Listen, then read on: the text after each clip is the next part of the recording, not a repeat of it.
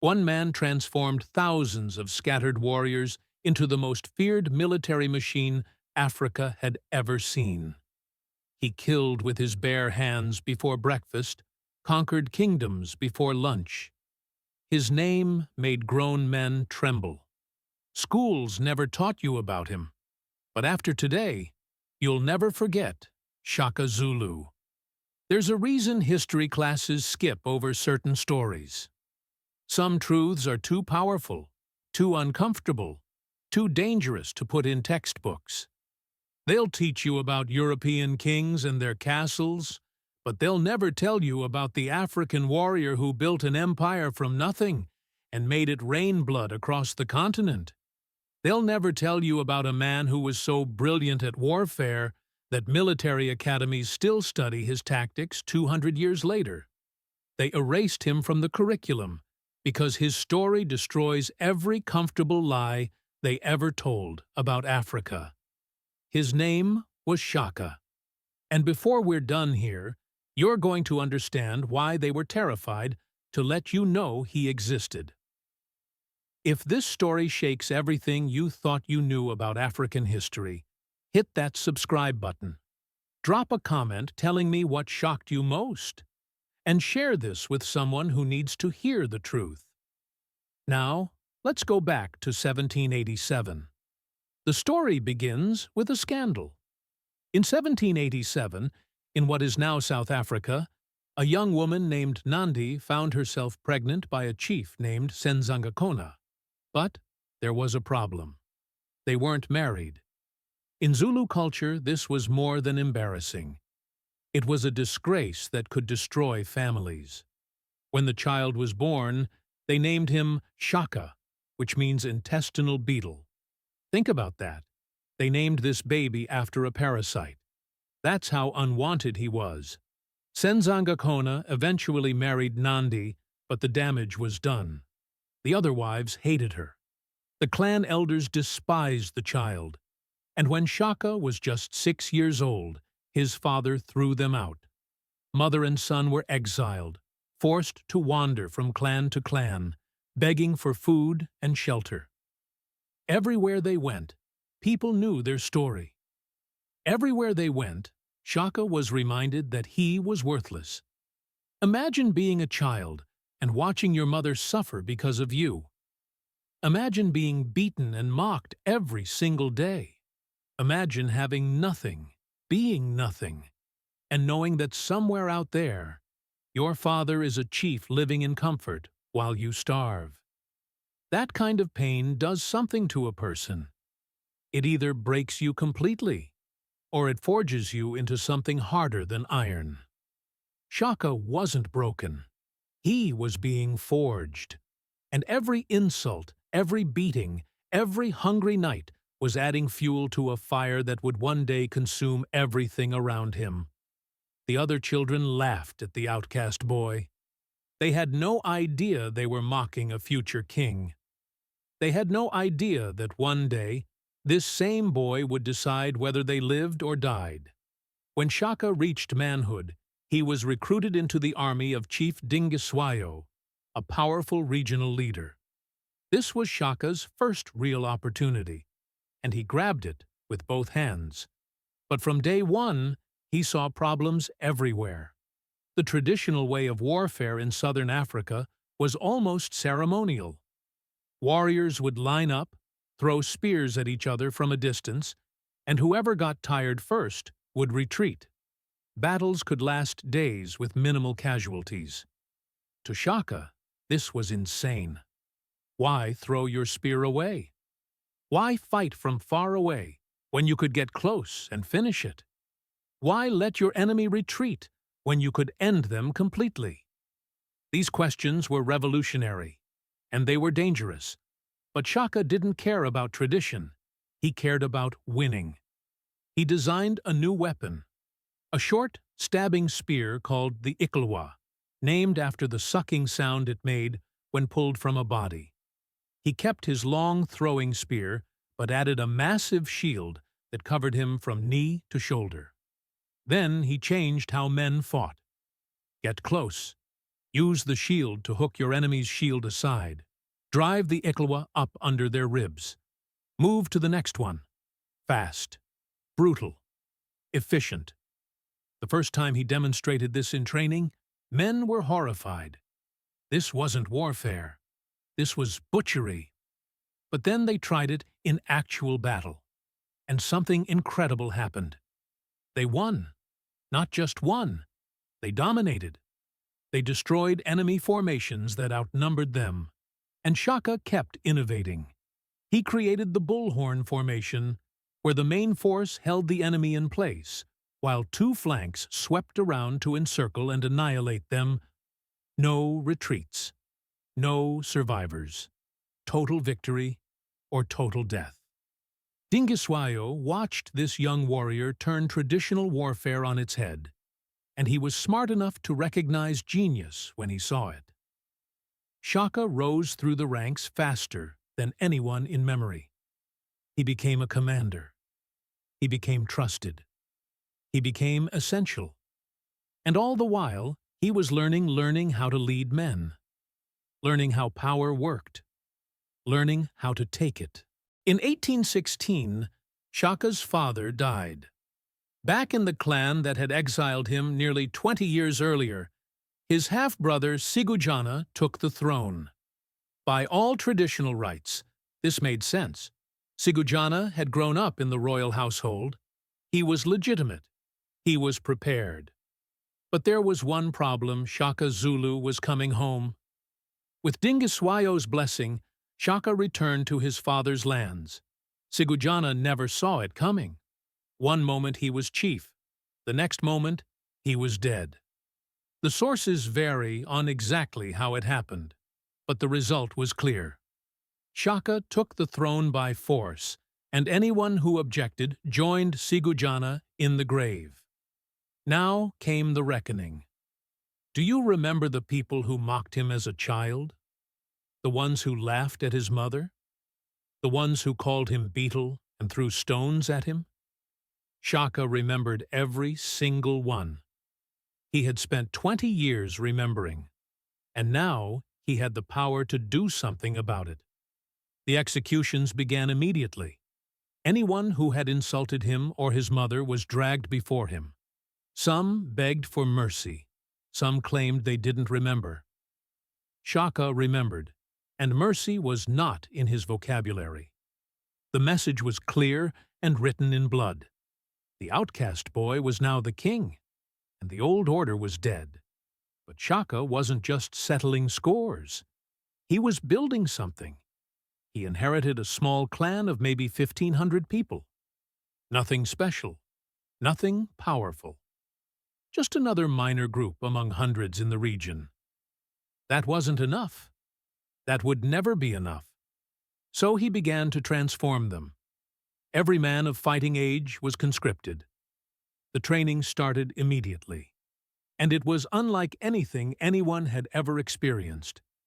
Shaka's training program would make modern special forces look soft. Warriors ran 50 miles in full gear. They fought bulls with their bare hands to learn courage. They practiced with their weapons until their hands bled, then practiced more. And if you complained, if you showed weakness, if you failed, there was only one punishment: death. Not imprisonment, not demotion, death. The weak were removed from the gene pool immediately. He threw away their sandals. Warriors would fight barefoot because they ran faster, moved quieter, and developed feet as tough as leather. Anyone who complained about thorns was executed as a coward. He organized them into age regiments called Amabutho, creating a system where young men lived, trained, and fought together for years. This built loyalty and unit cohesion that was unbreakable. Then came the tactics that would change African warfare forever. The bullhorn formation was simple in concept, but devastating in execution. The chest was the main force that engaged the enemy head-on. The left and right horns swept wide to encircle from both sides. And the loins were reserves sitting with their backs to the battle. ready to reinforce wherever needed. Once you were surrounded by Shaka's impish, there was no escape, no retreat, only death. He started conquering neighboring clans. The choice he gave them was elegantly simple. Join us, adopt our ways, become Zulu, or die. Many chose to join, many chose wrong. The Zulu nation grew from 1,500 people to 10,000, then 20,000, then 50,000 warriors alone, not counting women and children. With every victory, more clans folded. With every victory, the legend grew. And it wasn't just military conquest. Shaka was creating something that had never existed before, a unified Zulu identity. Before him, people identified with their small clan. Under him, everyone was Zulu. One language, one culture, one king, one purpose. He was nation-building through fire and blood, and it was working. The discipline he imposed was absolute. Warriors couldn't marry without his permission. This kept them focused on warfare instead of families. Cowardice in battle meant immediate execution. But loyalty was rewarded with cattle, with land, with status. He created a system where excellence was the only option, and excellence became the standard. Stories of his brutality spread faster than his armies. Clans hundreds of miles away heard about the Zulu king who showed no mercy.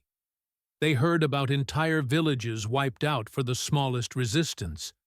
They heard about executions so creative that describing them would turn your stomach. And many of them surrendered without ever seeing a Zulu warrior. Shaka had weaponized fear itself. In 1818, everything changed. Dingiswayo, Shaka's mentor and protector, was killed by a rival chief named Zwide. The man who had given Shaka his chance, who had believed in him, who had been like a father to him, was gone. The grief hit Shaka like a physical blow. But grief in Shaka didn't manifest as sadness. It manifested as rage. He marched his army against Zwide at a place called Cokley Hill. Zwide had more men. Zwide had the advantage. Zwide had confidence. And Shaka destroyed him so completely that Zwide's kingdom collapsed. The tactics were perfect. The execution was flawless. And the message was sent.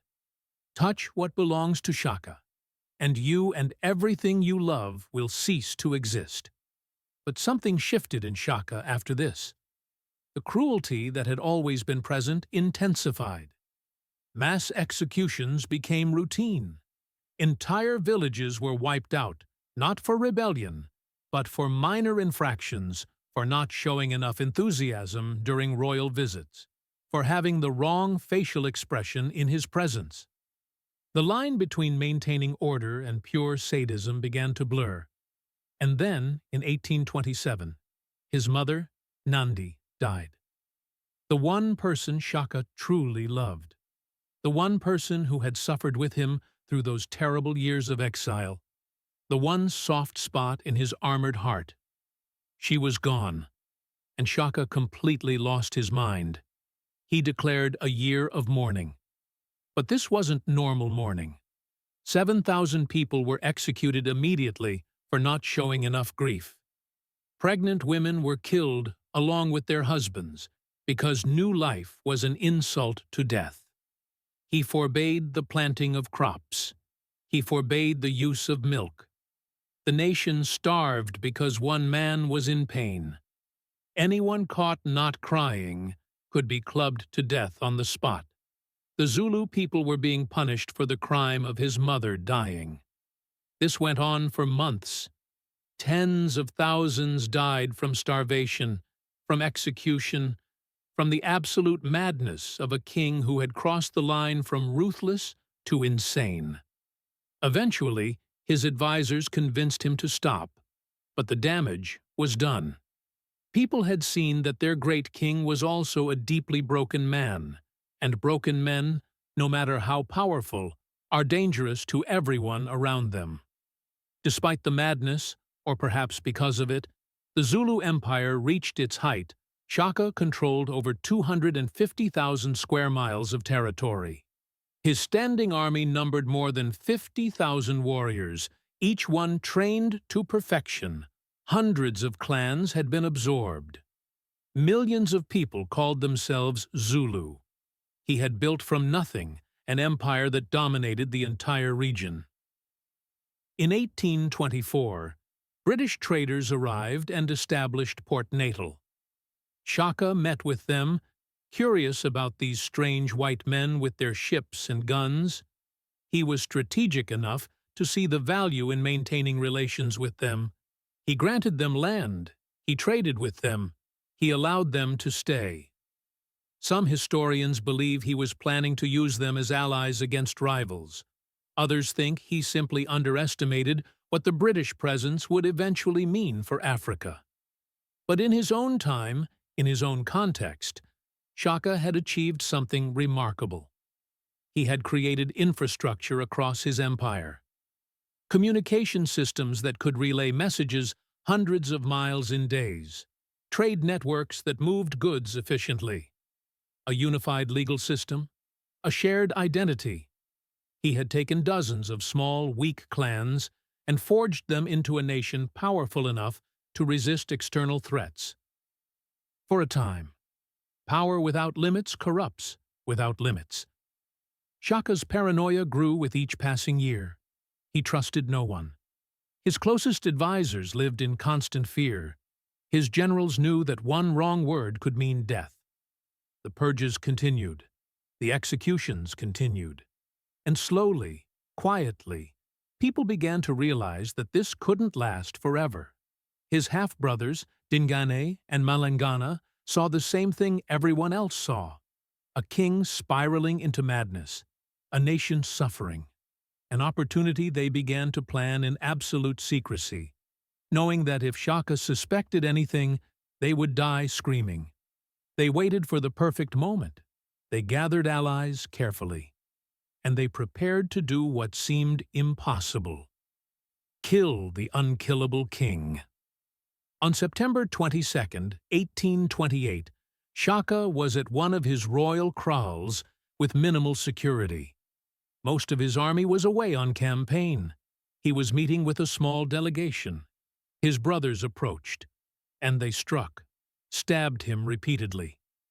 The man who had killed thousands, who had built an empire on the bodies of his enemies, who had seemed invincible, died like any other man bleeding. Mortal. Gone. Dingane immediately took the throne. He tried to distance himself from Shaka's excesses. He tried to erase some of his brother's more brutal policies, but the empire held. The military system held. The Zulu nation that Shaka had created survived his death. That might be his greatest achievement. He built something that outlasted him. Shaka Zulu ruled for only 12 years, but in those 12 years, he transformed the entire political and military landscape of southern Africa. His tactical innovations are still studied in military academies today. The bullhorn formation, the emphasis on close combat, the use of psychological warfare, the concept of total war. These weren't just clever ideas. They were revolutionary.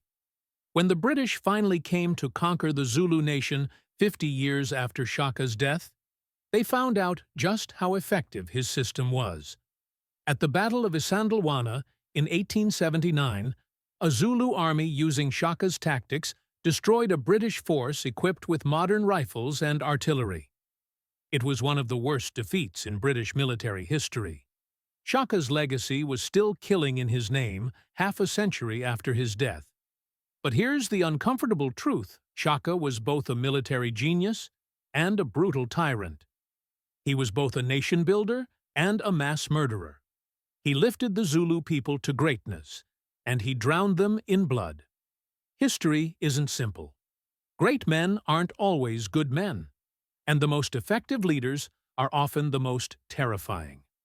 Schools don't teach you about Shaka because his story is complicated, because it forces you to confront the reality that African civilizations had their own complex histories of war and conquest, because it destroys the narrative that Africa was just waiting around to be colonized.